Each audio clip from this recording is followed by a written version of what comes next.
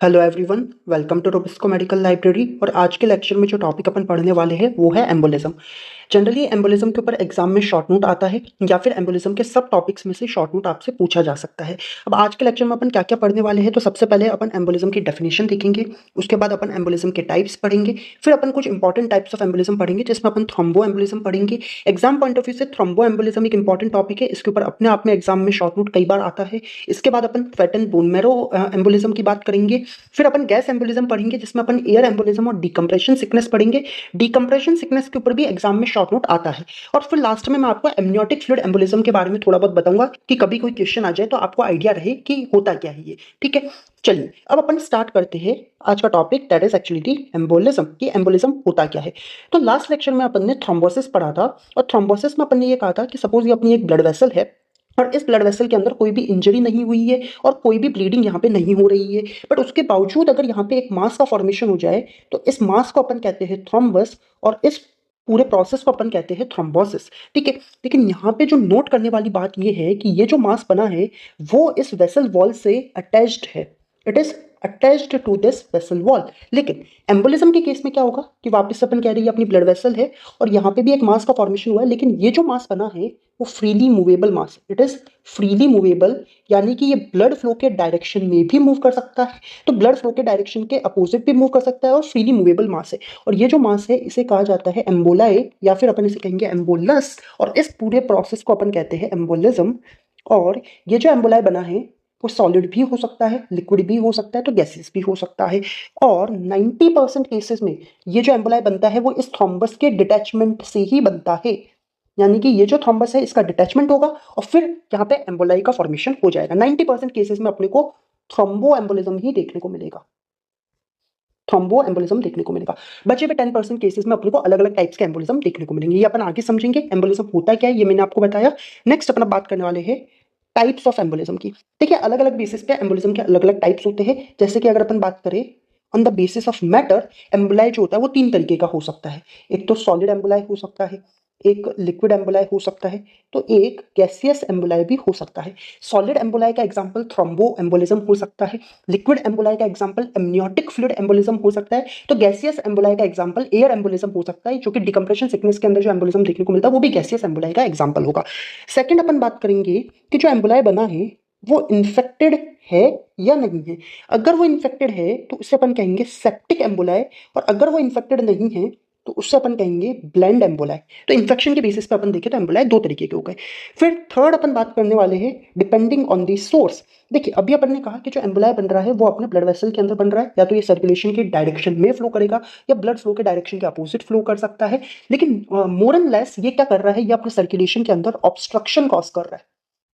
क्या कर रहा है, ऑब्स्ट्रक्शन कॉज कर रहा है। और अपने सर्कुलेशन के अंदर क्या क्या आता है, अपना हार्ट आता है, इसके अलावा अपनी ब्लड वेसल्स यानी कि आर्टरीज और वेन्स आती है, और साथ में अपना लिम्फेटिक सिस्टम आता है। तो सोर्सेज के बेसिस पे जो एम्बोलाई होंगे वो भी 4 टाइप्स के हो सकते हैं। कौन कौन से, पहला तो अपन कह रहे कार्डियक एम्बोलाई हो सकता है। उसमें भी मोर स्पेसिफिकली अगर मैं आपको बताऊं तो cardiac emboli from the left side of the heart.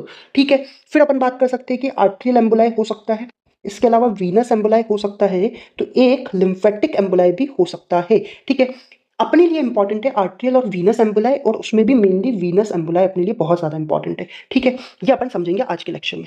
Next अपन अब बात करने वाले हैं on the basis of flow of blood. Flow of blood के बिहाफ पे एम्बुलाई फर्दर 2 तरीके के हो सकते हैं। एक पैराडॉक्सिकल एम्बुलाई हो सकता है, तो एक रेट्रोग्रेड एम्बुलाई हो सकता है। देखो रेट्रोग्रेड तो नाम से ही पता चल रहा है कि भाई अगर ब्लड फ्लो इस डायरेक्शन में हो रहा है तो जो एम्बुलाई होगा उसका मूवमेंट उसके अपोजिट डायरेक्शन में होगा। यानी कि एम्बुलाई ब्लड फ्लो के अपोजिट डायरेक्शन में अगर मूव कर रहा है तो उसे अपन रेट्रोग्रेड एम्बुलाई कहेंगे। तो वहीं अगर अपन बात करें पैराडॉक्सिकल एम्बुलाई की, तो पैराडॉक्सिकल एम्बुलाई में क्या होगा कि जो एम्बुलाई बना है वो आर्ट्रियल साइड से वीनस साइड में चल जाएगा या फिर वीनस साइड से आर्ट्रियल साइड में चल जाएगा। ठीक है, यहाँ पे सिर्फ ये बात आपको याद रखनी है कि यहाँ पे एम्बुलाई की सिर्फ साइड चेंज हो रही है, टाइप ऑफ एम्बुलाई यहाँ पे चेंज नहीं हो रहा है। यानी कि अगर आर्ट्रियल साइड पे आर्ट्रियल एम्बुलाई बना हुआ है तो वो वीनस साइड पे जाके वीनस टाइप का नहीं हो जाएगा, वो रहेगा तब भी आर्ट्रियल एम्बुलाई ही। उसके अंदर सारी प्रॉपर्टीज आर्ट्रियल एम्बुलाई वाली ही होगी, बस वो अपनी साइड चेंज कर रहा है। लोगों की तरह, लोगों की फितरत नहीं बदलती, बस वो अपनी साइड चेंज करते रहते हैं, वैसे ही एम्बुलाई अपनी सिर्फ साइड चेंज करेगा, बट वो रहेगा उसी टाइप का। ठीक है, इसे अपन कहेंगे पैराडॉक्सिकल एम्बुलाई। चलिए इसके बाद देखिए यहाँ पे एक टेबल दे रखी है, इस टेबल के अंदर कुछ इंपॉर्टेंट टाइप्स ऑफ एम्बुलाई बता रखे हैं। अपन मेनली 4 इंपॉर्टेंट टाइप्स ऑफ एम्बुलाई पढ़ेंगे। एक अपन पढ़ेंगे थ्रोम्बो एम्बोलिज्म, थ्रोम्बो एम्बोलिज्म के अलावा अपन पढ़ेंगे फैटन बोन मैरो एम्बोलिज्म। इसके अलावा अपन पढ़ेंगे गैसियस एम्बोलिज्म, उसमें अपन एयर एम्बोलिज्म और डिकम्प्रेशन सिकनेस पढ़ेंगे, और लास्ट में मैं आपको एमनियोटिक फ्लूइड एम्बोलिज्म के बारे में बताऊंगा। अब ये सब पढ़ने से पहले एक बेसिक आइडिया मैं आपको देना चाहता हूँ, और वो आइडिया ये है कि सपोज अपन कह रहे हैं कि ये क्या है, एक ऑर्गन है, और इस ऑर्गन के अंदर ब्लड लेके आ रही है कोई आर्टरी, ठीक है, और आर्ट्रियल साइड ही है इस ऑर्गन के लिए, और यहाँ से ब्लड ड्रेन कर रही है कोई वेन, यानी कि ये वीनस साइड हो गई। अब अपन कह रहे हैं कि सपोज आर्ट्रियल साइड पे एक एम्बोलाई का फॉर्मेशन हो गया है, और अगर आर्ट्रियल साइड पे एम्बोलाई का फॉर्मेशन हो गया है तो जो ऑक्सीजनेटेड ब्लड इस ऑर्गन तक पहुंचना चाहिए था कम पहुंचेगा, और अगर ऑक्सीजनेटेड ब्लड ऑर्गन में कम पहुंचेगा तो अपने को क्या क्या देखने को मिल सकता है, इश्कीमिया देखने को मिल सकता है, इन्फार्क्शन देखने को मिल सकता है, ठीक है, इसके अलावा नेक्रोसिस देखने को मिल सकता है, मोर स्पेसिफिकली अगर अपन कहें तो कोएगुलेटिव नेक्रोसिस देखने को मिल सकता है। इसके अलावा अपने को गैंग्रीन देखने को मिल सकता है। क्या देखने को मिल सकता है? गैंग्रीन देखने को मिल सकता है। लेकिन यही अगर अपन कहें कि वीनस साइड पे कोई एम्बुलाई का फॉर्मेशन हो जाए तो क्या देखने को मिलेगा?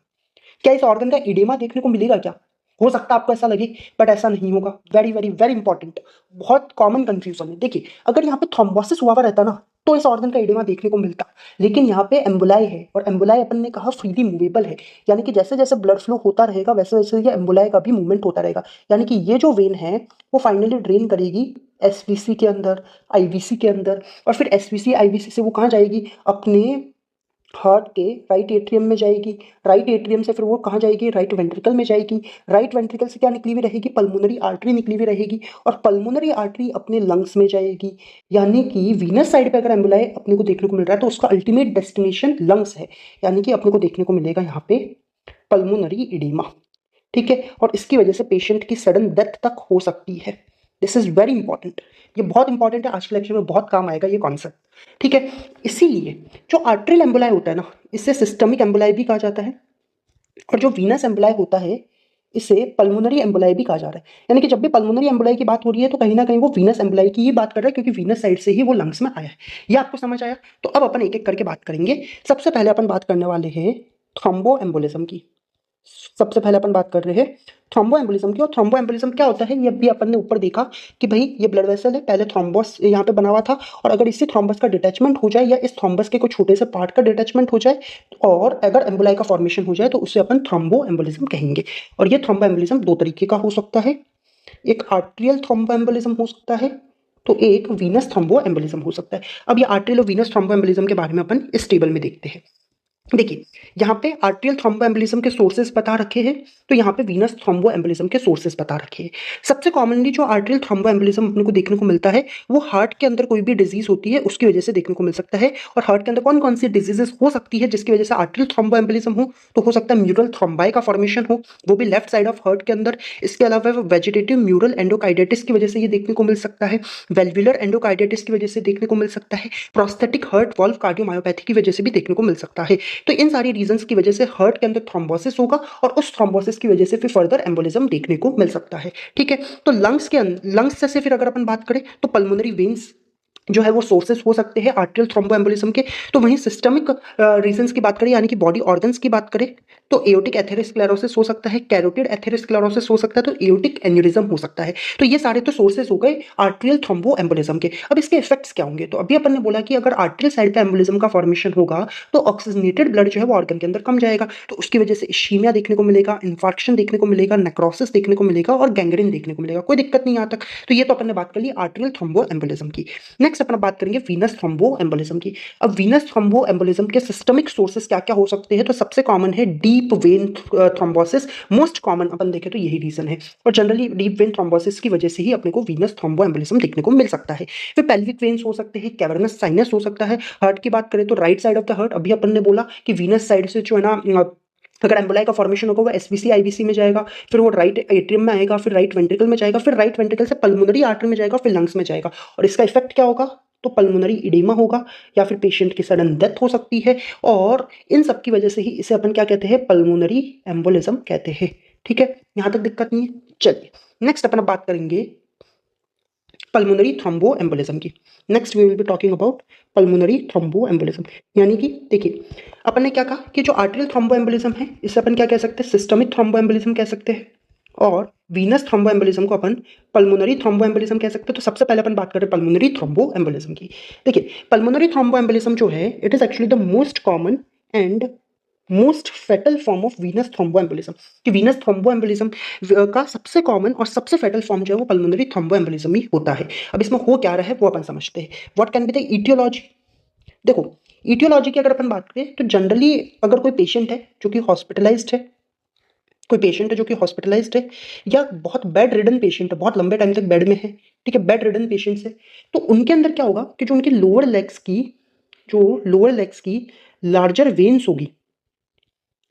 वेन्स होगी, उसमें थ्रोम्बोसिस देखने को मिलेगा, और फिर उस थ्रोम्बोसिस से फर्दर अपन देखें तो एम्बोलिज्म देखने को मिल सकता है। इसे ही अपन डीप वेन थ्रोम्बोसिस कह रहे हैं, जो अपन ने मोस्ट कॉमन कॉज बताया भी पल्मोनरी थ्रोम्बोएम्बोलिज्म का, तो ये अपन ने बताया इसका ईटियोलॉजी, ठीक है। और इसका पैथोजेनेसिस की अगर अपन बात करें तो देखिए पैथोजेनेसिस ये है, अभी अपन ने ऊपर बोला कि अगर वीनस साइड पे एम्बोलाई का फॉर्मेशन होगा तो वो कहाँ जाएगा, वो जाएगा एसवीसी और आईवीसी के अंदर, यानी कि लार्जर वेन्स के अंदर ड्रेन करेगा, फिर वो राइट साइड ऑफ हार्ट के अंदर चल जाएगा, यानी कि राइट एट्रियम और राइट वेंट्रिकल में चल जाएगा, और फिर वहां से वो पल्मोनरी आर्टरी में जाएगा, पल्मोनरी आर्टरी से वो लंग्स में जाएगा, और लंग्स में जाने के बाद में फिर पल्मोनरी इडेमा देखने को मिलेगा, या फिर इवन पेशेंट की सडन डेथ तक हो सकती है। तो ये इसका पैथोजेनेसिस हो गया, ये आपको याद रखना है, ठीक है। इसके बाद आता है कि इसके कॉन्सिक्वेंसेस क्या होंगे, what will be the consequences of pulmonary thromboembolism.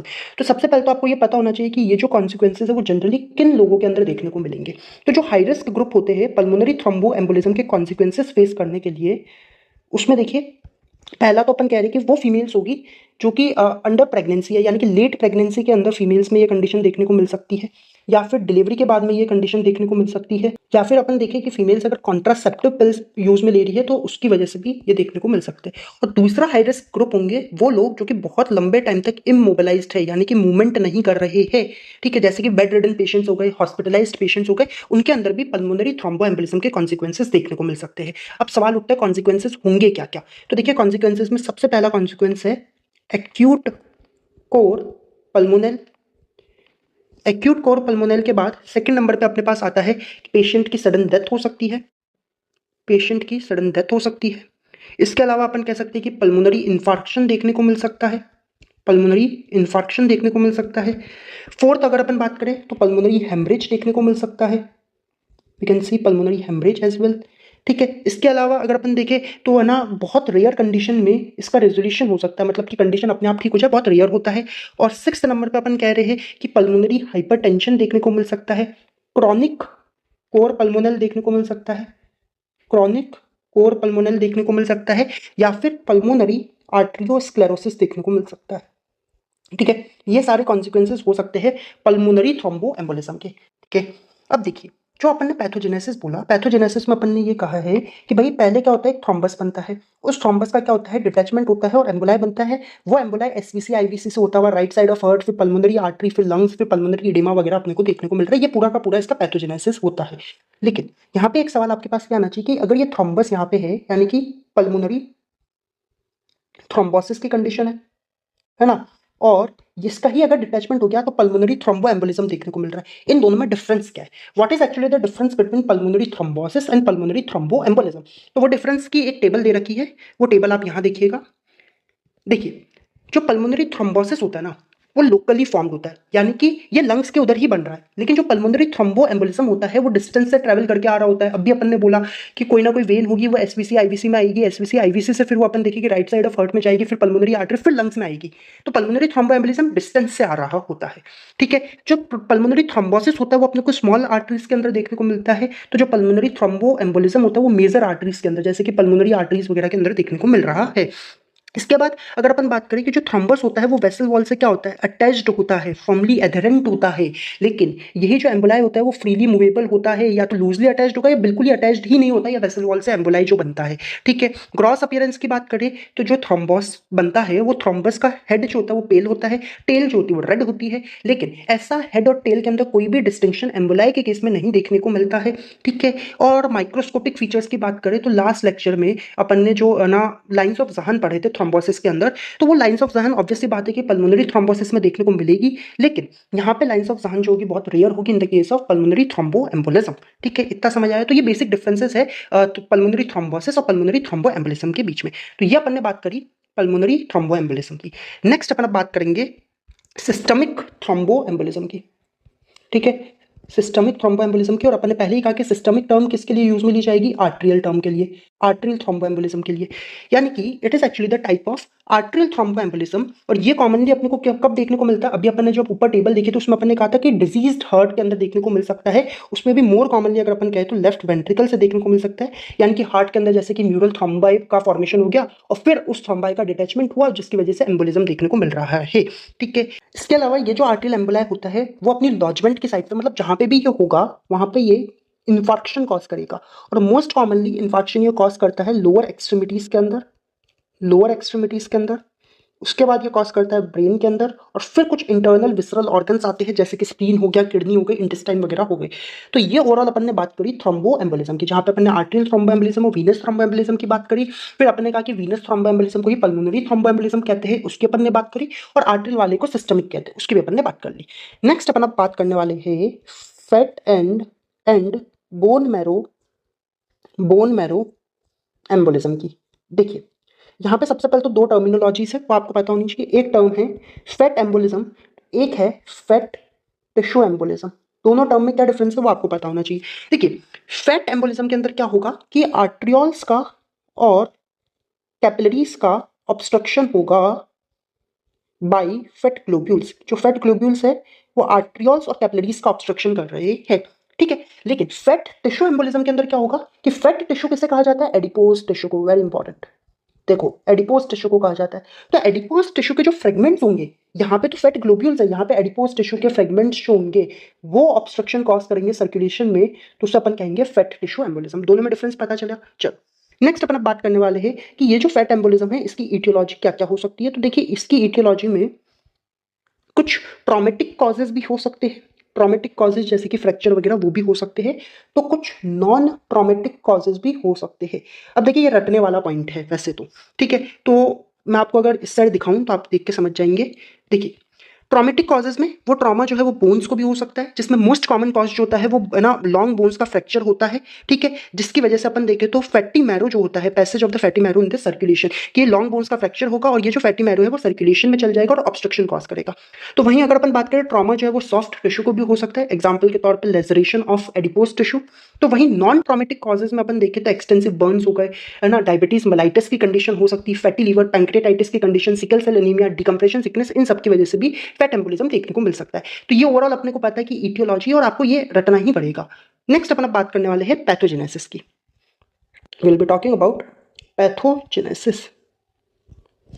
देखो पैथोजेनेसिस में दो पॉइंट आपको याद रखने हैं कि एक तो अपन कह रहे हैं कि मैकेनिकल ऑब्स्ट्रक्शन हो सकता है, मैकेनिकल ऑब्स्ट्रक्शन हो सकता है। तो दूसरा अपन कहेंगे कि बायोकेमिकल इंजरी हो सकती है, बायोकेमिकल इंजरी हो सकती है।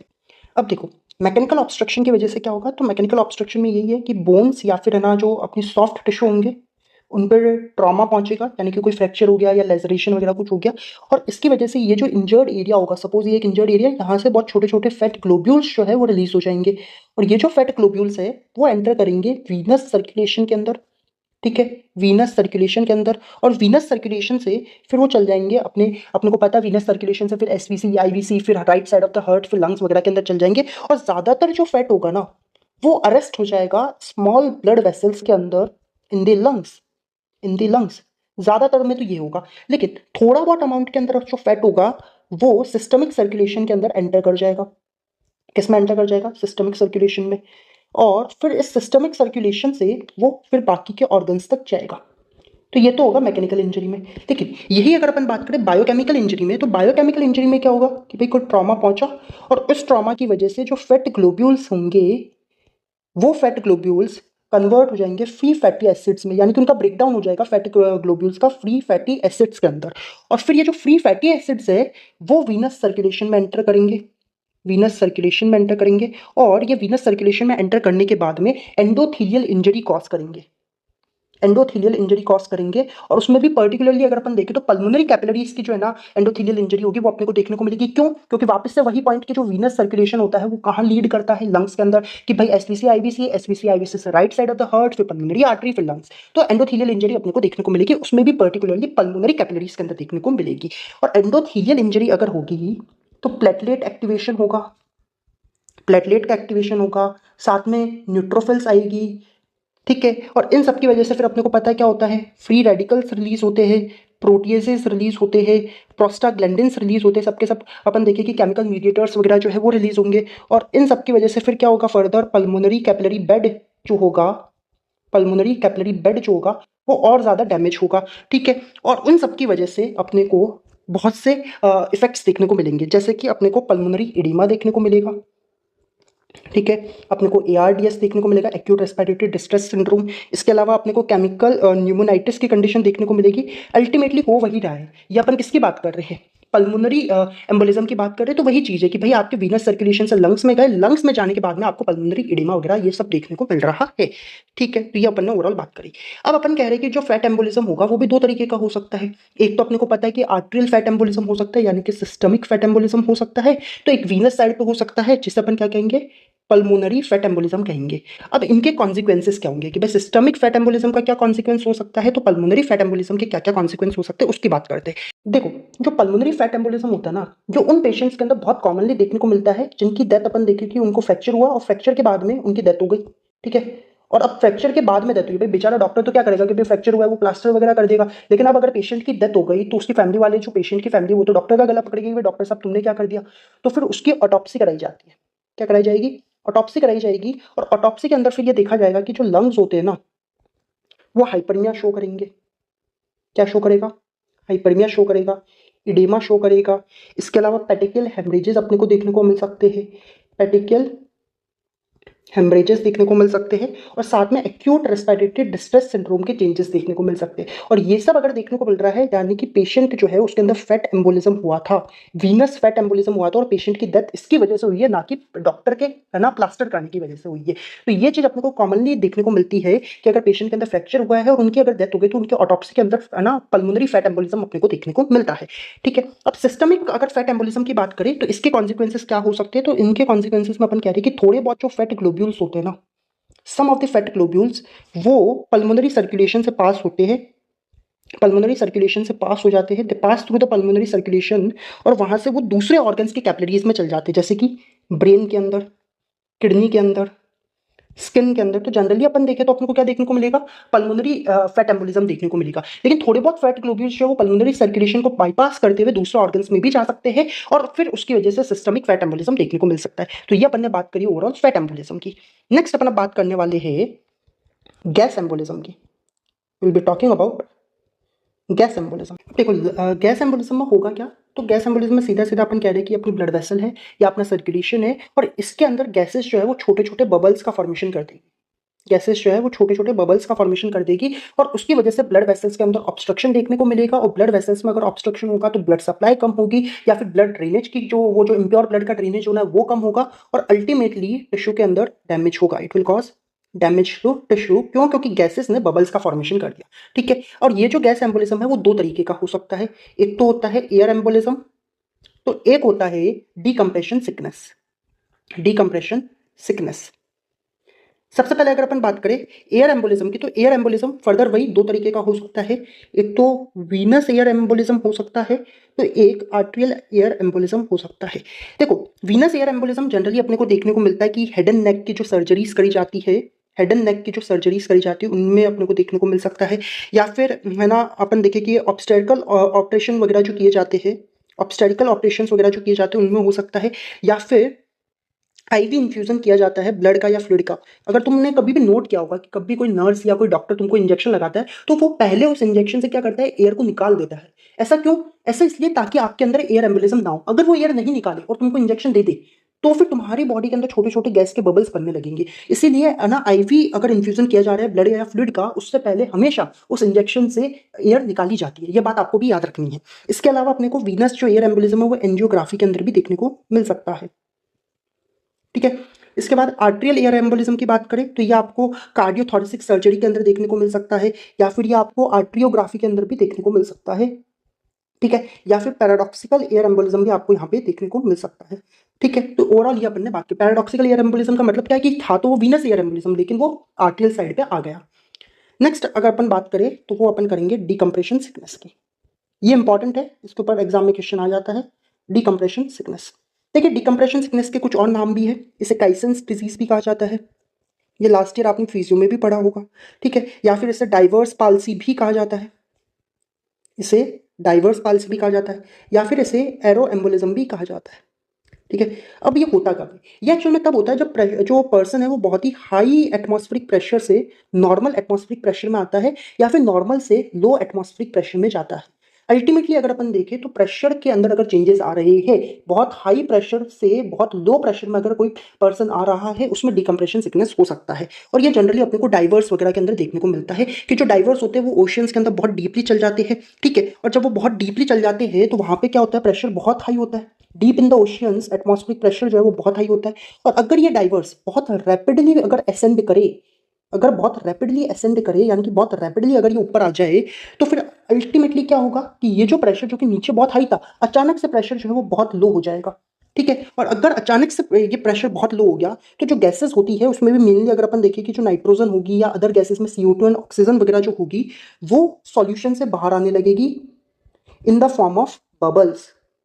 केमिस्ट्री में आपने हेनरीज लॉ पढ़ा होगा, तो वही चीज यहाँ पे ये गैसेस फॉलो करती है कि बबल्स के फॉर्म में ये बाहर आ जाएगी। और ये बबल्स भी पर्टिकुलरली अपने को देखने को मिलेंगे अपने फैटी टिश्यूज के अंदर। और ऐसा क्यों? क्योंकि फैटी टिश्यूज जो होते हैं they have particularly affinity for the nitrogen, कि नाइट्रोजन के लिए एफिनिटी रखते हैं फैटी टिश्यूज। तो अल्टीमेटली ये है कि भी प्रेशर अचानक से बहुत कम हुआ तो ये जो गैसेस है वो बबल्स के फॉर्म में बाहर आने लगी और पर्टिकुलरली फैटी टिश्यू के अंदर ये आने लगी। और फिर ये जो छोटे छोटे बबल्स बनेंगे ना, ये सब आपस में मिलेंगे और ये सब मिलके एक एम्बोलाई का फॉर्मेशन कर देते हैं और इसे ही अपन कहते हैं डिकम्प्रेशन सिकनेस। ठीक है, और जो एरो एम्बोलिज्म होता है, एरो एम्बोलिज्म जो जनरली अपन देखिए कि जो पर्सन बहुत हाई एल्टीट्यूड पर अगर चल जाते हैं या फिर ना एयर फ्लाइट्स वगैरह के अंदर चल जाते हैं, तो उनमें भी सेम कंडीशन देखने को मिलेगी कि प्रेशर के अंदर सडन डिक्रीमेंट देखने को मिलेगा जिसकी वजह से गैस बबल्स का फॉर्मेशन होगा। ठीक है, अब ये जो डिकम्प्रेशन सिकनेस है, इसके जो इफेक्ट्स है वो किस चीज के ऊपर डिपेंड करेंगे? वो एक तो डिपेंड करेंगे depth of altitude reached, depth of altitude reached. अब देखो डेप्थ ऑफ एल्टीट्यूड का मतलब है कि ओशन में तुम कितना नीचे गए हो। अगर डाइवर बहुत नीचे गया है तो प्रेशर बहुत ज्यादा होगा वहां पे, और फिर अचानक से ऊपर आएगा तो प्रेशर डिफरेंस ज्यादा होगा। अगर प्रेशर डिफरेंस ज्यादा होगा तो बबल्स ज्यादा बनेंगे, बबल्स ज्यादा बनेंगे तो इफेक्ट भी ज्यादा देखने को मिलेंगे। तो डेप्थ ऑफ एल्टीट्यूड हो सकता है, या फिर duration of exposure to altered pressure, कि वो जो प्रेशर चेंजेस है उसमें कितने टाइम के लिए पर्सन रहा है उसके ऊपर ये हो सकता है। या rate of ascent and rate of descent की भी बात है। अभी अपन ने बोला कि अगर पर्सन रैपिडली आएगा तो फिर प्रेशर डिफरेंस ज्यादा देखने को मिलेगा, और ज्यादा डिफरेंस देखने को मिलेगा तो ज्यादा इफेक्ट देखने को मिलेगा। लेकिन अगर जो डाइवर है वो धीरे धीरे करके आएगा तो इफेक्ट आपको कम देखने को मिलेंगे। तो rate of ascent and descent के ऊपर भी ये इसके इफेक्ट्स डिपेंड करेंगे। और इसके अलावा इंडिविजुअल की जनरल कंडीशन के ऊपर भी डिपेंड करेंगे कि अगर पेशेंट को कोई और डिजीज नहीं है या कोई और डिजीज है तो उसके ऊपर भी इसके इफेक्ट डिपेंड करेंगे। तो ओवरऑल अगर अपन देखें तो डिकम्प्रेशन सिकनेस के जो इफेक्ट्स है वो इन फैक्टर्स के ऊपर डिपेंड करेंगे। अब अगर अपन देखें तो ये जो डिकम्प्रेशन सिकनेस है इसकी दो फॉर्म्स अपने को देखने को मिल सकती है। एक तो एक्यूट फॉर्म देखने को मिल सकती है, तो एक क्रॉनिक फॉर्म देखने को मिल सकती है। जो एक्यूट फॉर्म होगी वो अपने को देखने को मिलेगी स्मॉल ब्लड वेसल्स के ऑब्स्ट्रक्शन की वजह से। कि स्मॉल ब्लड वेसल्स जो कि जॉइंट्स के या स्केलेटल मसल्स की विसिनिटी के अंदर है, उनका अगर एक्यूट ऑब्स्ट्रक्शन होगा तो एक्यूट फॉर्म देखने को मिलेगी। और इसके फिर कुछ फीचर्स अपने को देखने को मिलते हैं, जैसे कि बैंड्स हो गए, चॉक्स हो गए, या फिर सेरिब्रल इफेक्ट्स हो गए। ठीक है, इतने इंपॉर्टेंट नहीं है कि आपको इतना याद रहे, अच्छी बात है, नहीं रहे कोई बात नहीं, आपको ये दो फॉर्म्स पता होनी चाहिए। इसके बाद अगर अपन बात करें क्रॉनिक फॉर्म अपने को क्यों देखने को मिलेगी, तो क्रॉनिक फॉर्म देखने को मिलती है बिकॉज ऑफ इश्यमिक नेक्रोसिस। वो देखने को मिलती है बिकॉज ऑफ इश्यमिक नेक्रोसिस, जो कि पूरी की पूरी बॉडी के अंदर देखने को मिलेगा। और स्पेशली अगर अपन देखें तो स्केलेटल सिस्टम के अंदर जो है ना इश्यमिक नेक्रोसिस होगा, उसकी वजह से chronic form of decompression sickness देखने को मिलेगी। और अब इसके भी कुछ फीचर्स हो सकते हैं, जैसे कि एक तो बोन्स का एवेस्क्युलर नेक्रोसिस हो सकता है, एवेस्क्युलर नेक्रोसिस ऑफ बोन्स। इसके अलावा देखने को मिल सकता है अपने को न्यूरोलॉजिकल सिम्टम्स देखने को मिल सकते हैं, जैसे कि पैराप्लेजिया देखने को मिल सकता है या फिर पैरेस्थीसिया देखने को मिल सकता है। ये अपने को न्यूरोलॉजिकल सिम्टम्स देखने को मिल सकते हैं। तो लंग्स भी यहाँ पे अफेक्ट हो सकते हैं, लंग्स के अंदर हेमरेज देखने को मिल सकता है, इडेमा देखने को मिल सकता है। तो ये सारे फीचर्स अपने को लंग्स में देखने को मिल सकते हैं और ये ओवरऑल क्रॉनिक डिकम्प्रेशन सिकनेस के अंदर देखने को मिलेगा। तो ये अपन ने बात कर ली अब एयर एम्बोलिज्म की। लास्ट में मैं आपको बस थोड़ा सा आइडिया देना चाहता हूँ एमनियोटिक फ्लूइड एम्बोलिज्म के बारे में, कि कभी कोई क्वेश्चन आ जाए तो भी आपको आइडिया रहे कि ये होता क्या है एमनियोटिक फ्लूइड एम्बोलिज्म। ये जो एमनियोटिक फ्लूइड एम्बोलिज्म होता है वो सबसे serious, it is the most serious, unpredictable unpredictable and unpreventable unpreventable cause है मैटरनल मोर्टेलिटी का। अनप्रिवेंटेबल कॉज है मैटरनल मोर्टेलिटी का। अब इसमें हो क्या रहा है, इसमें ये हो रहा है कि भाई लेबर के दौरान या फिर पार्टूरिशन के बाद में, आफ्टर द पार्टूरिशन, थोड़ा बहुत जो कंटेंट होगा एमनियोटिक फ्लूइड का, some of the content of amniotic fluid, वो कंटेंट जो है वो एंटर कर सकता है यूट्राइन वेन्स के अंदर। वो किस में एंटर कर सकता है? यूट्राइन वेन्स में एंटर कर सकता है। और फिर यूट्राइन वेन से फिर वो अपन देखें तो अपने हार्ट की राइट साइड में आ सकता है, यानी कि फीमेल्स के हार्ट के राइट साइड में आ सकता है, यानी कि यूट्राइन वेन्स जो है वो एसपीसी फिर आईवीसी इन सबसे होता हुआ राइट एट्रियम और राइट वेंट्रिकल वगैरह में जा सकता है। और इन सब की वजह से ये कंडीशन फेटल हो सकती है कि अल्टीमेटली यही हुआ है कि एमनियोटिक फ्लूइड के कुछ कंटेंट्स यूट्राइन वेन में एंटर करे और वहां से राइट साइड ऑफ हार्ट के अंदर चले गए। नाउ द क्वेश्चन अराइजेस कि भाई एमनियोटिक फ्लूइड के कौन कौन से कंटेंट्स जो है वो एंटर कर सकते हैं। एक कंटेंट आएगा एपिथेलियल स्क्वेम्स एंटर कर सकते हैं, एपिथेलियल स्क्वेम्स एंटर कर सकते हैं। इसके अलावा वर्निक्स कैसियोसा एंटर कर सकता है, वर्निक्स वर्निक्स कैसियोसा एंटर कर सकता है। इसके अलावा बाइल एंटर कर सकता है, बाइल फ्रॉम मिकोनियम वो एंटर कर सकता है। तो म्यूकस वगैरह भी एंटर कर सकते हैं। तो ये कुछ कंटेंट्स है जो कि यूट्राइन वेन्स में एंटर कर सकते हैं और राइट साइड ऑफ हार्ट में जा सकते हैं and this condition can be fatal. तो ये अपन ने बात करी एमनियोटिक फ्लूइड एम्बोलिज्म की। तो ये ओवरऑल आज के लेक्चर के बारे में अपन ने बात करी। अब मैं पूरा लेक्चर समराइज कर देता हूँ, अगर एग्जाम में कोई क्वेश्चन आता है तो आपको आंसर लिख के कैसे आना है। तो देखिए आज अपन ने क्या क्या देखा। अपन ने सबसे पहले बात करी एम्बोलिज्म की, ठीक है। अपन ने एम्बोलिज्म की डेफिनेशन की बात करी और अपन ने ये कहा कि एम्बोलिज्म और थ्रोम्बोसिस में क्या डिफरेंस है वो अपन ने समझा। फिर अपन ने अलग अलग बेसिस पे एम्बोलिज्म के टाइप देखे on the basis of matter, या फिर एम्बोलाई इन्फेक्टेड है या नहीं है, या सोर्स ऑफ एम्बोलाई की अपन ने बात करी। उसके बेसिस पे 4 टाइप के एम्बोलाई होते हैं, जिसमें अपन ने कहा आर्टेरियल और वीनस एम्बोलाई अपने लिए सबसे ज्यादा इंपॉर्टेंट है। फ्लो ऑफ ब्लड के बिहाफ पे पैराडॉक्सिकल एम्बोलिस और ना रेट्रोग्रेड एम्बोलिस होता है, उसकी अपन ने बात करी। फिर अपन ने सबसे पहले पढ़ा थ्रोम्बो एम्बोलिज्म, जिसमें अपन ने कहा कि सबसे कॉमनली अपन देखें तो यही अपने को एम्बोलिज्म देखने को मिलता है। 90% केसेस में अपने को थ्रोम्बो एम्बोलिज्म ही देखने को मिलता है। इसमें अपन ने आर्टेरियल थ्रोम्बो एम्बोलिज्म और वीनस थ्रोम्बो एम्बोलिज्म की बात करी, इनके इफेक्ट्स की बात करी। फिर अपन ने पल्मोनरी थ्रोम्बो एम्बोलिज्म की बात करी, जिससे अपन क्या कह रहे हैं, वीनस थ्रोम्बो एम्बोलिज्म ही कह रहे हैं। और उसकी फिर अपन ने बात करी जिसमें अपन ने उसकी इटियोलॉजी, पैथोजेनेसिस, उसके कॉन्सिक्वेंसेस वगैरह देखे। और अपन ने बात करी पल्मोनरी थ्रोम्बोसिस और पल्मोनरी थ्रोम्बो एम्बोलिज्म में क्या डिफरेंस होते हैं, उसकी भी अपन ने बात करी। फिर अपन ने सिस्टमिक एम्बोलिज्म की बात करी, जहां पे अपन ने कहा कि ये एक आर्टेरियल एम्बोलिज्म का ही टाइप होता है। उसके बाद अपन ने fat and bone marrow embolism पढ़ा, जहां पे अपन ने कहा कि fat and bone marrow embolism traumatic causes की वजह से भी हो सकता है, तो नॉन ट्रॉमेटिक कॉजेस की वजह से भी हो सकता है। ट्रॉमा बोन्स को भी लग सकता है, तो सॉफ्ट टिश्यू को भी लग सकता है। फ्रैक्चर जो है वो मोस्ट कॉमन कॉज होते हैं फैट एम्बोलिज्म के। और फिर अपन ने इसका पैथोजेनेसिस देखा, जहां पे अपन ने मैकेनिकल ऑब्स्ट्रक्शन और बायोकेमिकल इंजरी की बात करी। और इसके कॉन्सिक्वेंसेस में अपन ने पल्मोनरी फैट एम्बोलिज्म और सिस्टमिक फैट एम्बोलिज्म की बात करी, जहां पे अपन ने कहा कि अगर ना पेशेंट की डेथ बोन फ्रैक्चर के बाद में हुई है तो उसके अंदर एक कॉमन ऑटोप्सी फाइंडिंग जो होगी वो अपन कहेंगे पल्मोनरी फैट एम्बोलिज्म होगी, जहां पे लंग्स हाइपरमिया, इडेमा, पेटिकल हेमरेजेस और एआरडीएस के चेंजेस जो है वो शो करेंगे।